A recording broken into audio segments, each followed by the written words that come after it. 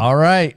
As promised, our very special guest, who is the host of Alexandra Levine Live on America's Pulse Network and White House reporter, Alexandra Levine. We're so glad to have you here, Alexandra. Thanks so much. And I just recently got to know Alexandra. She's fantastic. I was on her show. And so welcome to the show. Thanks for having me. Well, the theme today that we've been kind of discussing is violence among the political left, or Democrat violence. And so I wanted to talk to you about a bunch of stuff. But first, we just look at this as just like a conversation. It's just a conversation, and we go into all sorts of different stuff. So whatever you want to talk about, just bring it up. But one of the things I wanted to ask you was about the new White House policy with respect to the press secretary and the new media outlets that they're allowing in. Can you explain how that works? Yeah, so I'm glad that you brought that up. So Caroline Leavitt has said in many White House briefings that the White House press team is now in control of who gets to sit at the table instead of the White House Correspondents Association, which has literally bought their seats in order to sit at the table. And they're very, very, very liberal. So Caroline Leavitt is asking conservative media outlets, people that have reported fairly about President Trump, that are not politically biased against President Trump, to come into the White House press pool. And by doing so, she has asked people like myself, the Daily Caller, the Daily Wire, Breitbart, Rumble, more conservative media outlets to come in and report fairly on President Trump and the team. Yeah, and we... It's when I heard them talking about it, I'm like, well, this makes perfect sense. Why haven't we done it? And why it's just, the way it was, especially under Biden, was you got all these liberal outlets, basically kissing his butt and asking what's her name? What was her name? Jeanine Pierre. Jean-Claude Van Damme. Yeah. Asking her all the questions that she wants to hear. And then you got the one guy, Peter Doocy from Fox, right? He's the only guy there that would ask the tough questions. So I'm so glad to see this. Now, your goal is to get there. Have you been there yet, or will you be going there? Yeah. Yes, I'm already there. I've been properly credentialed. I can tell you I had to go through an extensive security background check. And when they have what they call the new conservative media, which is what I'm a part of, they want to make sure that we're really conservative. They want to make sure that we support President Trump and his agenda, that we haven't tweeted anything unfairly or negative against him or against his team, especially Elon Musk. They want to make sure that people are positive towards Elon Musk. So I was very fortunate to get my credentials very easily. And also, I've been in this industry half my life. I also was a volunteer for President Trump. I was a big supporter of him before he came down that escalator in June of 2015. So they already knew of me. I was VIP at a lot of his rallies, and I've been to Mar-a-Lago many times, so has my family. So I already have had that connection with the Trump team, with President Trump. And also a lot of the people that I work with and associate myself with. For example, I'm involved with an organization called Jexit Inc., which stands for Jews Exiting the Democrat Party and Combating Anti-Semitism. My Jexit spokeswoman, Siggy Flicker, is literally with President Trump on a daily basis at Mar-a-Lago and other events. And she's best friends with one of his attorneys, Alina Hapa. So it's kind of like a who you know industry as well. So because I'm very fortunate to be surrounded by the proper people that love President Trump, that really support President Trump, that have his back, that have his best interest at heart, that are loyal to him, as well as I am loyal to him and have his back, it was very easy for me to get those credentials and to get into the White House. Yeah, I think we're having a soft revolution of sort of kind of thing happening right now. I think it's pretty interesting that all this is happening. Everything's changed. I mean, we talk about Second Amendment rights. We talk about free speech, like the stuff that you're. I mean, it's all part of Trump destroying democracy, Dan. Come on. I know. Yeah. Well, right. They hate it to death. They hate it. Yeah. So, but so Alexandra, everyone's so proud of you and happy for you to be doing this, and I'm sure you're gonna represent perfect. I think it's going to be a fantastic thing. Now, I was on your show, and I had a great time, And we're hoping to get more involved with your network, America's Pulse Network. We're hoping that our studio here and our show can get more involved with you guys. But so I wanted to get to what's America's Pulse Network all about, and tell us about your show. Well, our mission is, the First Amendment, Second Amendment rights, God, our country, the Constitution. Again, we're a conservative media outlet. We respect the Constitution. We respect conservative values. Again, we support President Trump and his agenda. We believe in the MAGA movement. We believe in America first. And that is our biggest thing. My show in particular, I focus on local issues, national issues, and international issues. I'm 100% Jewish. I'm very heavily involved with the country of Israel, with what goes on in Israel. I'm actually a direct descendant of a prime minister of Israel, so I know a lot about the Israeli government and what goes on over there, and also just what's going on in Russia with Ukraine and so forth. So my show is very diverse. Right now, I'm heavily working to interview a lot of candidates that are running for the governorship and the lieutenant governorship of Virginia. We also have another guy on my show named Damon Galdo and Damon Sherrod. They live in New Jersey, so they're focused on the gubernatorial race in New Jersey. So that's kind of my focus as well, is pushing those America First agenda candidates, those MAGA candidates through, because that's where the country is headed. And those are the type of people that President Trump wants in office and in leadership. Yeah, definitely. And, one of the things that is really a problem right now is that because of this new kind of movement and all the stuff that you're talking about, all the stuff that we're doing, there's a real anger on the political left boiling to the surface, and it's getting scary. And we're going to talk about some of the the Tesla cars and things like that being burnt and stuff like that. But I wanted to see, Alexandra, we have on the show, we have a segment called Knuckle Sandwich, and that's for people who deserve a virtual knuckle sandwich. So we're about ready to give someone a knuckle sandwich.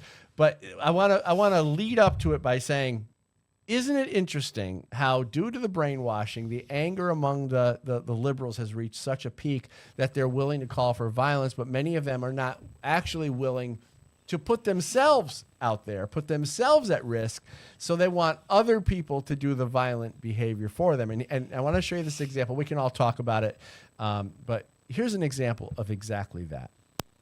Dude, we're underreacting. We need to be rioting, not protesting. We need to be burning shit to the ground. Somebody needs to be a hero. Somebody needs to be a fucking hero. We'd all think you were rad. Be a hero. So, all right, Sally, Jesse, fool. Raphael, take it easy. So be a hero, but I don't want to do it myself. Yeah. Somebody else has to do it, right? What's she gonna do? Yeah. Anyway, I think she deserves a knuckle sandwich. Can we give her a knuckle sandwich? Knuckle sandwich. All right. So Alexandra, what are your thoughts on the violence that's coming from the left? I think it's disgusting. It just shows that they have no message and no agenda. So they incite violence. And again, these are the same morons that said that President Trump incited violence on January 6th, and then he started an insurrection. We know that every single thing that the Democrats say is a complete lie. They do these things, and then they lie and say that we Republicans or we conservatives do these things. And again, we're finding out, especially through Doge, that everything that the Democrats have said against President Trump is a lie. And the more that Elon Musk goes in there and finds the waste, fraud, and abuse, they know that they committed waste, fraud, and abuse. So they have nothing else to do but just burn his Tesla factories, burn other people's Tesla cars, put swastikas on people that own Teslas, because they think that that's the right thing to do. And it's really disgusting. They need to understand there's a new sheriff in town, a new team in town. And the more that they do this, it just hurts their base. It hurts the Democrat Party. And I've talked to a lot of moderate Democrats who are actually going to be leaving the party. They're going to be #Jexiting and moving to the Republican Party because they've had enough of the BS that's going on. Yeah, no, it's true. A lot of people are converting. What are your thoughts, Anthony? Well, they got a kid that just firebombed a Tesla charging station. He's going to get 20 years in prison. Good. That's what we need to do. Hold them accountable. They weren't held accountable for the last 4 years. Yeah. Or even when 8 Trump was in years. office the last time when they burned Portland down. Well, not only Portland, And Minneapolis murdered people, and burned police Seattle. station And down. yeah. Imagine if we burned a police station down. I'd be drinking water with like 50 holes in me. Yeah. That'd be a sprinkler system. Yeah. That's the difference between us and them. They literally go around doing whatever they want. If I owned a Tesla and someone came up to my car, I get out and punch them right in the face. Yeah. Straight up. You're getting knocked out. Listen, I don't care. I'm going to get out of the car like the guy in New York. Remember the guy in New York pounded on the car? Yeah. I would have stepped on the brakes. I would have got out. I would have put his teeth in a bucket, and I would have sent him home. But people are afraid to do it. I know. It's crazy. It's crazy what they're doing. It is assault. Danny says, is that assault? Assault on my car first. Yeah. Let me get to one of our sponsors real quick, and then we'll get back to it. LifeWave is a non-transdermal patch that allows your body to produce its own natural pharmacy through light energy. Now, the X39 patch tells your body to emit heat in the form of light, which reflects back into your body, elevating a certain copper peptide. Now, this peptide activates your stem cells, which are the only type that can move throughout your body to heal inflammation. LifeWave offers affordable membership and has a history of wellness that spans 20 years. It's been around since 2004 to help organizations like SEAL Team 6 and the Olympic swim team stay awake and alert. So today, these non-addictive patches are used by thousands of athletes and military professionals. LifeWave is available in over 80 countries, giving millions the opportunity of maximum wellness. So for more information and testimonials and patents and studies, go to justpatch.biz, justpatch.biz. All right. So, yes, a lot of violence going on here. One thing that I wanted to get to this also, Alexandra, and get your comments on this next story. Everyone's familiar with the Boston mayor, Woo. Boston mayor. Here's an article from New York Post. The Boston mayor's under fire for doubling down on sanctuary city laws in a pro-immigrant speech. So Mayor Michelle Wu is taking heat from local leaders for doubling down on liberal sanctuary city laws and insisting that we stand with immigrants. Wu has previously stated that Boston will not cooperate with U.S. immigration and customs enforcement. Do we have a picture of her? Oh, there she is. And she says, which she reiterated during the state of her city address Wednesday night. No one tells Boston how to take care of our own, not kings and not presidents who think they're kings. Boston was born facing down bullies, she said in her speech. She also said, you belong here, she told immigrants. And so Wu's speech outraged conservative local leaders who oppose shielding illegal immigrants from ICE, claiming that they put Bostonians at risk. Massachusetts GOP spokesperson Logan Trupiano told Fox News that there's simply no justifiable reason for her to stand in the way of critical progress. So the question I have for everybody, for Anthony, John, Alexandra, what's motivating them? Alexandra, I'll ask you first. What's motivating these Democrats to fight so hard to keep these people in the country? Well, you have to look at who is funding their campaigns. A lot of these liberal mayors and senators, they get paid by socialist, Marxist, communist elitists, such as George Soros, such as J Street, such as pro-Hamas organizations as well. So they're getting bought and paid by all these hardcore liberal organizations to combat President Trump. I'm dealing with that in the state of Maryland. I have a residency here. I've actually emailed Attorney General Pambani to sue the state of Maryland, to charge the governor, Wes Moore, to charge the Attorney General, Anthony Brown, and the Baltimore City Mayor, Brandon Scott, for combating President Trump. And also my friend Border Czar Thomas Homan is not going to put up with it. And he said he will arrest any elected official, doesn't matter, black, white, Republican, independent, whatever. If you combat President Trump's executive orders, you will go to jail. Yeah, I love it. They are taking a really hard stance on it, and I love that. What are you guys' thoughts? Wasn't she the same mayor that said that she felt sorry for the victim of the cop shooting the guy in the convenience store? Oh, yeah. She didn't say anything about the guy saving anybody's lives. She goes, I want to send my condolences out to the victim's family. Yeah, the victim, meaning Really? the bad guy. Really? Yeah. If I was that cop, I'd be like, yeah, I'm all set. You can have my gun and badge. I'm done. I mean, there's zero respect on their side. Yeah. Zero. Yeah. This guy saved people's lives in a convenience store, a knife wielding psycho. I feel sorry for him.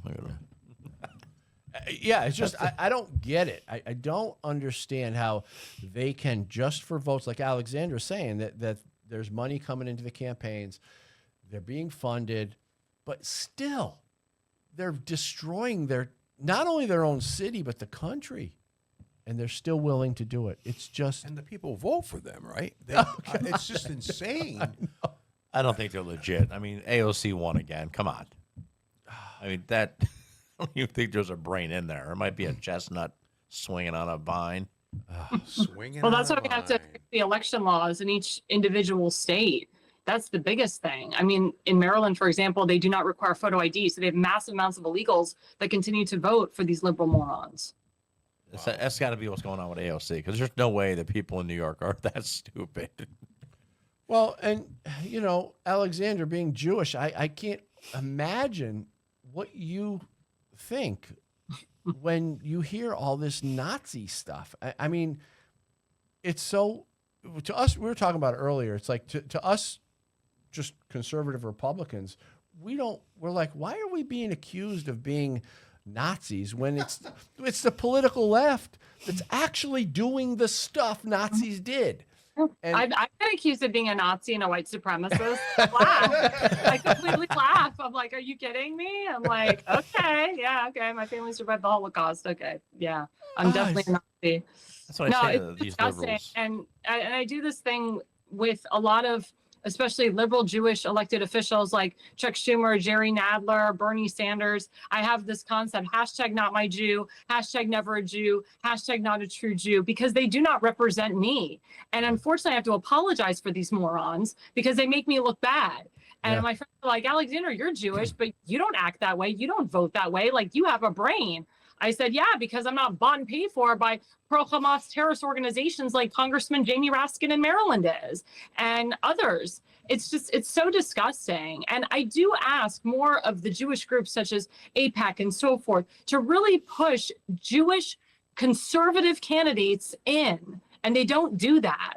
There are Jewish Republicans out there, and AIPAC and so forth, and these big Jewish organizations, they really need to start pushing Jewish conservatives in there to combat these Jewish liberal morons. So Yeah. I have a question for you on that. Now, it's really hard for me to understand why there are so many left-wing Jews in America yeah, that was my when they question. watch their homeland being assaulted over the last 70, 80 years. And they how still vote Democrat. Yeah, what happened to those people? Like, what did they? I get that question all the time. And again, a lot of it goes in the fact that some of it is generational. A lot of people that survived the Holocaust, a lot of them didn't really believe in God, because they're like, how can this happen to our family? How could my whole family be wiped out? Where's a God? So I find like the more secular Jews, or even the atheist Jews like Bernie Sanders that have turned away from God, that have turned away from Hashem, they become very liberal and very socialist and very communist. And we see George Soros, he's an anti-Jew Jew. I mean, he literally he literally told the Nazis where Jews were and saw his Jewish peers being killed right before him. And people said, well, he did that for survival. No, that's not the Jewish way. You save your own, you save your peers, you do everything you can to save your family. And again, these type of Jews, they give myself a bad name. They give other good Jewish people a bad name. And C. Bannon actually said this. He said, it's really the progressive Jews that are hurting the Jewish race. Right. They're hurting the Jewish ethnicity. That's how it looks. And I agree with him on that, because it's really sad to me, because I'm very conservative. I voted for President Trump because of his support for Israel, and Prime Minister Netanyahu said that President Trump is the biggest friend to Israel. I wholeheartedly agree with that statement. And I see a lot of converted Jews that love Israel more than people that were born 100% Jewish like myself. And it's really disgusting that you would think after an October 7th, something so horrific, that liberal Jews wouldn't wake up and hashtag leave their party and come to the Republican Party and vote Republican. Now, some moderate Democrats have left the party, but the fact that socialist liberal Jews will continue to vote Republican and continue to stand by Hamas and say free Palestine, all that stuff, like they have that stupid group Jewish Voices for Peace, which is an anti-Jew group. They stand with Hamas. They stand with the Muslim Brotherhood. But do you think they would actually go hang out with Hamas and hang out with the Muslim Brotherhood? No. Yeah. No. But they're just hypocrites. And again, they make us look bad. And I pray to God, I pray to Hashem that these people will see the light one day and will vote our way, and we'll see our way is the right way at the end of the day. Well, I think that basic idea is spread to a lot of the left-wing American citizens in general. We see all these groups that are supporting Hamas, and if they went there, they'd be killed. Yeah. Exactly. Just for who they are. Why are they supporting it? It's just the whole country is turned, half the people have turned into this anti-personal liberty thing where traditional liberals forever were all about personal liberty, the First Amendment, and now it's all switched around. And I blame a lot of it on the education system because they brainwashed generations of kids into believing this stuff. How do you fix that? Well, it's like the kids say that the Holocaust never happened. Like, what? Right. Who taught you that? Right. Well, I can tell you firsthand. So my life's work is actually implementing full Holocaust and full Israel education in all 50 states, K through 12. I worked on it in Pennsylvania with State Senator Doug Mastriano. I worked on it in Arkansas, Missouri, and Arizona. So we are working through it, and I'm working in Maryland with it as well, going county by county. What I'm also doing, working with the colleges and universities to obtain the full 47-minute video of what Hamas did to the 1,200 innocent people that were raped, tortured, killed, and murdered on October 7th. I've actually seen the full 47-minute video. My father and I both did. It's chilling. And colleges and universities, especially the liberal ones, need to see it. And what President Trump is doing is he's defunding a lot of these colleges, such as Columbia University, for example, for continuing to spew out anti-Semitic hate, rhetoric, and also for continuing their protesting. So I'm working with legislators right now in the House of Representatives and the U.S. Senate to implement full Holocaust and Israel education. Also, by President Trump getting rid of the Department of Education, having education back to the states, this gives me more of a reason and more of the governors the reasons to push full Holocaust and Israel education in K through 12 nationwide. You know, it's interesting. You said something a while back earlier that really answered the question for me.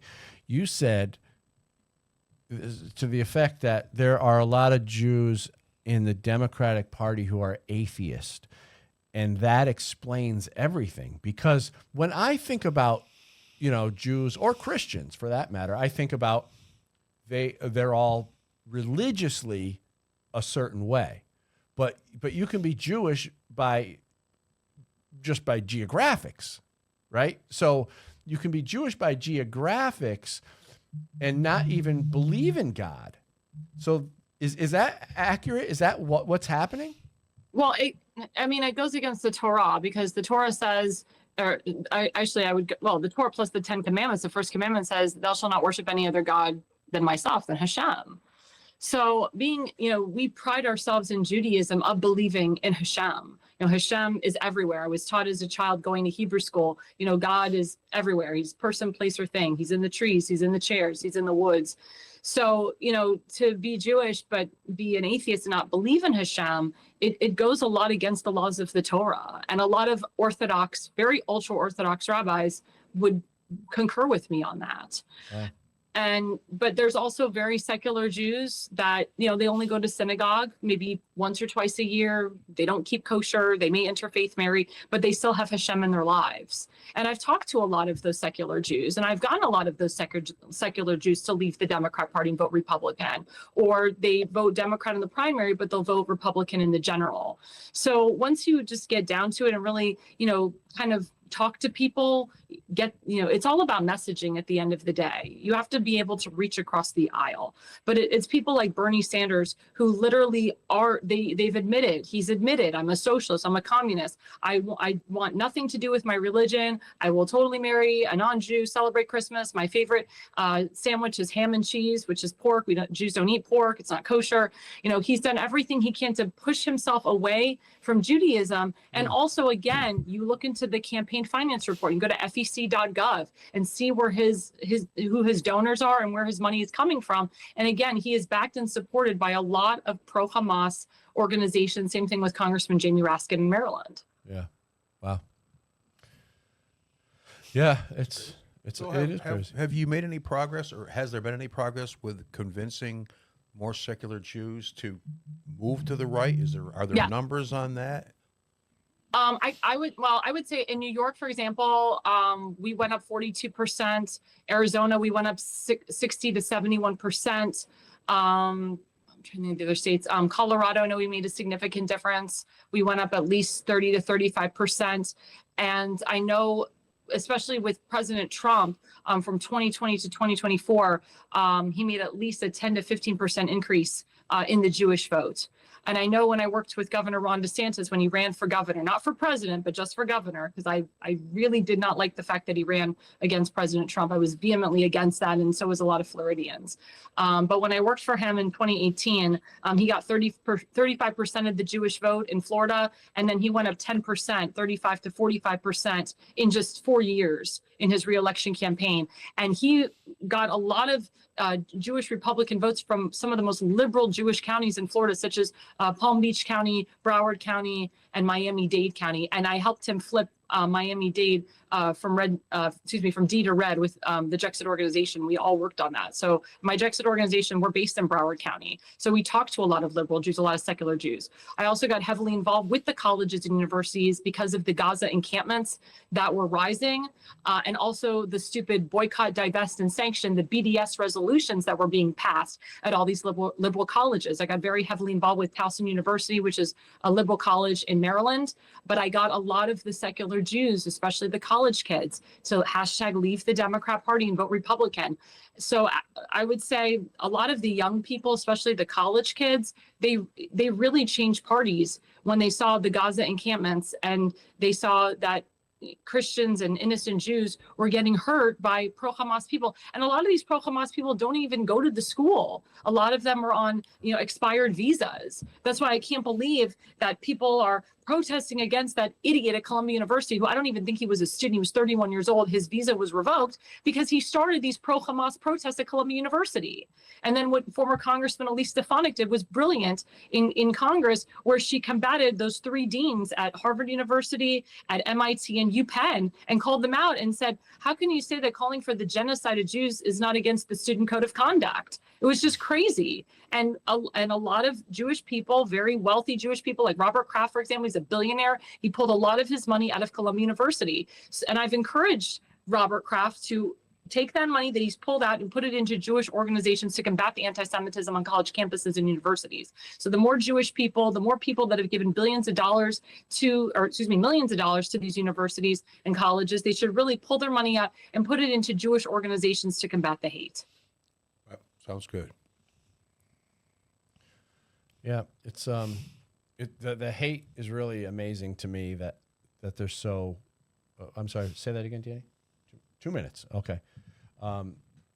It's just I can't believe that human beings, Americans, can have such hatred toward other Americans. It's unbelievable. I can't believe you have such hatred for anybody, but right here in our country, just the idea that the liberals and the Democrats can call their fellow citizens Nazis and all this stuff and white supremacists, all the names calling and stuff is just absolutely ridiculous. And then to watch our Jewish friends be just abused on college campuses and all this stuff, it's absolutely insane. I hate it, and I'm so glad that Trump and his administration is coming to an end. What's that? I said it's coming to an end. It looks like it is, yeah. And Elon Musk is suing Bowman. We don't have time for the whole story, but he's suing that guy. Remember the guy who pulled the fire alarm? Oh yeah, yeah. Yeah. He's getting sued by Elon Musk. Maybe we'll do the whole story next week. But so that's a good thing because he called Elon a Nazi on one of those left-wing shows. Anyway, we're out of time, Alexandra. But thanks so much. And where can people find you? And give us your call to action. Sure. So Alexandra Levine Live, we're on Rumble at America's Pulse Network, Tuesdays and Thursdays from 8 to 10 p.m. Eastern, 5 p.m. Pacific. Thanks so much. Great talking with you. Thanks for having me. All right. Thanks for watching the show on Rumble and YouTube and all our podcast networks. We're glad you're here, and we're so happy to have Alexandra Levine on the show today. Thanks for watching. And remember, the Second Amendment is not a privilege. It's your right.